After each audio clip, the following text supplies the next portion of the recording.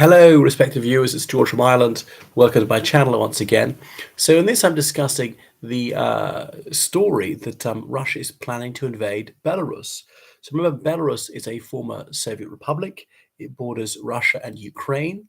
It's part of the CSTO, the Collective Security Treaty Organization. That's a Russian-led military alliance.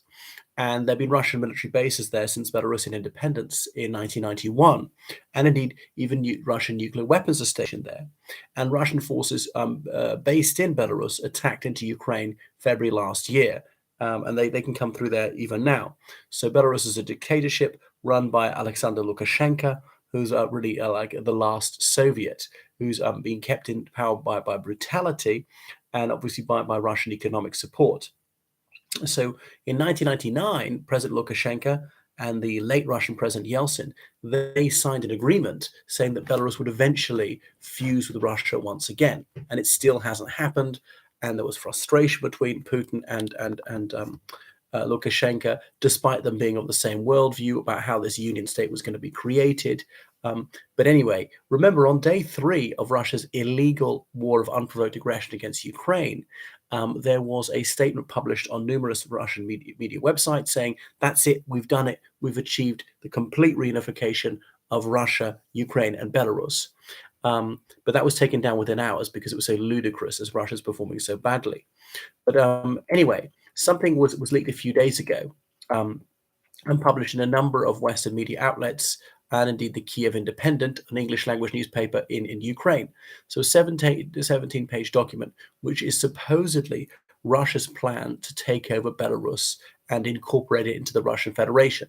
Now, I don't this has been authenticated, so you've got to be cautious about this, not set too much store about it. It could be a hoax. However, the content wouldn't surprise me. And people who are au fait with these things say, yeah, this is just the sort of vocabulary and syntax that one does find in official Russian documents. If it is a forgery, it's a convincing one.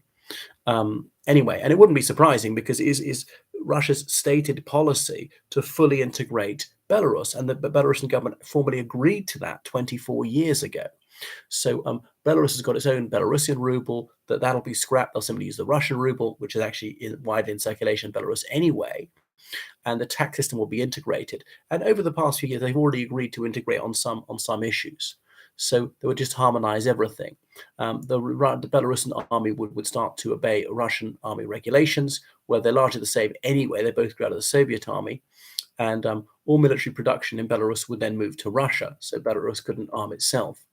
Now, Belarus does produce, I think, some armored personnel carriers. It's also famous for its tractors. Anyway, so supposedly it's the FSB, that's Russia's internal intelligence agency, Federal Security Service, helped to write it. The FSB is not just inside Russia, but in some of the adjacent former Soviet states it operates in. The SVR, as in Russia's external intelligence agency, it means, well, just that, external intelligence service, and the GRU, which is main intelligence administration, and that's branch of the military. So all three of them supposedly worked on this. So how it came to be found is not clear, but apparently dates back to 2021. So, but it could be late 2021 when the invasion of Ukraine was not far off. But remember, then Russia, if they succeeded in Ukraine, would be able to invade Belarus from the east and indeed from the south. But remember, there are already Russian military bases there anyway. Now, could Belarus possibly resist? Because, you know, they're heavily reliant on Russian oil and gas, which is sold at below market price. Most of their trade is with Russia, partly because of sanctions, because of Lukashenko's crackdown on peaceful demonstrators. So they've really got no friends to look for. They have a fairly cordial relationship with China, but China's very far away. Belarus is not important, doesn't have any exports which are important to China. Potash, that's about it. Some food, but it's a tiny amount of what China would buy. Belarus has got poor relations with its other neighbors, Poland, Latvia, and Lithuania. So when it would have really no option, Lukashenko is not particularly popular. And was Putin even going to topple him? But Putin would have liked to find someone more acceptable to him and indeed to the Belarusian people. So really the Lukashenko regime is on life support. So Lukashenko's got nowhere else to turn to.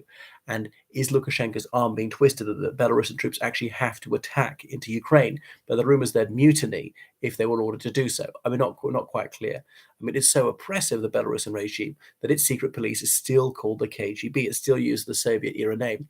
Belarus has its own language, but they largely speak Russian anyway, and some people think it's too nationalistic. This is how bad Belarus is. Even though Lukashenko himself agreed to eventually reunite with Russia, people who formally proposed, yeah, let's do it, reunite with Russia now, have been jailed for years for advocating for what is official government policy. Um, anyway, so they have no rights over the Belarusian people. It's terrible. So that's it. So they could quite easily do it. Now, Ukraine is outnumbered by Russia 3.5 to 1 and has difficulty holding them off. Belarus is outnumbered by Russia 14 to 1, so would not be able to hold Russia off. Bear in mind that nobody would be arming Belarus. So the idea supposedly is to fully unite Belarus and Russia by 2030. Already there is, in theory, the union state. Belarusians are the only foreign nationality who've got the automatic right to live and work in Russia, and many of them do because it's a bit more money. So anyway, it would go through a few phases, short, medium, and long term, and says that there are risks associated with this. So I think it's authentic. I'm not certain it's true. Um, so they trying to do this by fostering pro-Russian sentiment amongst the public, particularly the army officer corps, politicians, and so on. They seek the diminution of Western influence in Belarus, changing the constitution on a way that brings it in accordance with Russia, and making sure there's no NATO expansion. What else? So obviously, just permanent leases on the Russian bases in Belarus. So there should be some non-governmental organizations there which are fostering the notion that Belarus and and Russia ought to fully unite, focus on the indoctrination of children. Eventually, be legislation bringing about the full incorporation of Belarus into Russia. Convincing the rich to go along with this, so that there should be no trade barriers. Anything that's produced in Russia could be sold in Belarus and vice versa, without any inspection. The regulations be brought totally in line to each other, so they'd really pull together. It's like Gleichschaltung, and then Belarusians would be free to use Russian ports. So they would no longer be shipping things out via Latvia, Lithuania, or Poland. Remember, Belarus is a landlocked country. And then Moscow would have total control of the country. That's the idea. So it would have no more no more Belarusian statehood. Belarus was briefly independent after the First World War. People say, this language, some would call it a dialect, was only spoken in the countryside, and people wouldn't have realized they're Belarusian until they actually told they're Belarusian. Would have just said that they're Christians or Orthodox or whatever, or maybe Russian or something like that. So that is the fascinating thing. So the notable point is the Moscow regime has not denied it. So that would seem to me to be affirmative silence. I think there's a high likelihood that this is true. I mean, even the document would happen to be a forgery. I don't doubt that that is the goal. This is roughly the path they would take to doing this. So Lukashenko has been helpful to Putin in other ways. He signed a decree in March last year forbidding certain Western companies from selling their shares in Belarusian companies. That's meant to sort of stave off sanctions and be helpful to Russia. So, well, how can they do without potash, this fertilizer that Belarus exports to India, China, and Brazil, and so on, through Latvia, Lithuania, and Poland, but it's going to be shipped out via Russia instead. So I think it's real, but obviously Russia's got its hands full, and actually should have gone for a softer target. It would have been quite easy to achieve, but didn't do that one. Right. Thank you for watching my channel. Goodbye.